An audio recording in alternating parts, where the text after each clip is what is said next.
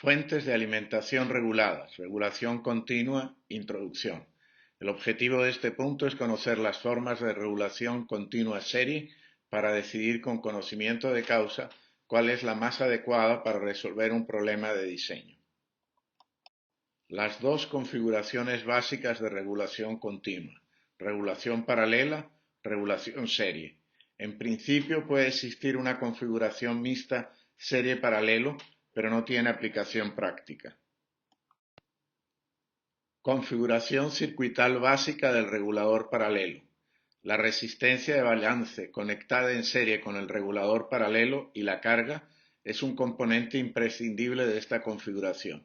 En principio, el regulador paralelo puede ser controlado o no controlado. Normalmente, el elemento de balance es una resistencia de valor fijo, como en la figura. Las ecuaciones básicas del regulador continuo paralelo. La tensión de la fuente es siempre igual a la tensión de la carga más la tensión en la resistencia de balance, y la corriente en la fuente y en la resistencia de balance es siempre igual a la suma de la corriente en el regulador paralelo más la corriente de carga. La potencia entregada por la fuente es la suma de la potencia disipada en el regulador paralelo más la potencia disipada en la resistencia de balance más la potencia entregada a la carga. Configuración circuital básica del regulador serie. A primera vista se observa un factor que necesariamente representa una ventaja de la configuración serie sobre la paralela.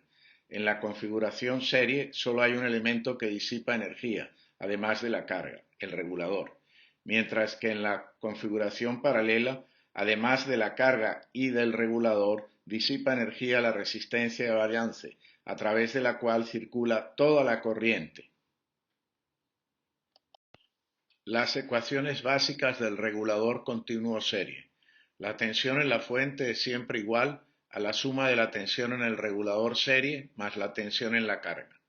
La corriente entregada por la fuente es igual a la corriente en la carga más la corriente consumida por la operación del circuito regulador.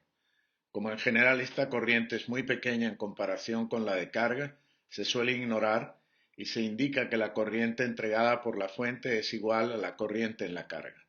La potencia entregada por la fuente es igual a la potencia disipada en el regulador más la potencia entregada a la carga.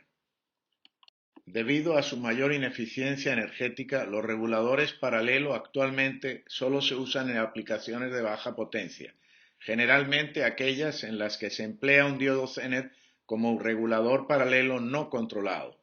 La corriente es del orden de las decenas a los centenares bajos de miliamperios y las tensiones normalmente son inferiores a los 20 voltios. De hecho, estos circuitos, usados normalmente para producir referencias de voltaje, ni siquiera son considerados como fuentes reguladas. Los reguladores serie tienen todavía un campo de aplicación relativamente grande, que además se está consolidando con los nuevos reguladores tipo LDO. Por su modo de operación, pueden ser de lazo abierto o sin realimentación, o de lazo cerrado, esto es, con realimentación. Los reguladores no realimentados tienen una capacidad de regulación muy limitada, ya que no pueden compensar por cambios ni en la tensión de entrada ni en la corriente de carga, por lo que no vamos a considerarlos. Los realimentados pueden tener capacidades de regulación muy elevadas, compensando con precisión y alta velocidad de respuesta tanto cambios en la tensión de entrada como en la corriente de carga. Además, su operación es de interés como ejemplo del principio de operación en lazo cerrado, aplicable también a los reguladores por conmutación. Diagrama de bloques genérico del regulador continuo serie. El bloque preregulador solo es necesario si la alimentación es AC y su función es convertir la señal AC en una señal DC adecuada al regulador. El bloque de protección serie es opcional, aunque su uso es bastante recomendable para evitar daño por sobrecorriente de carga.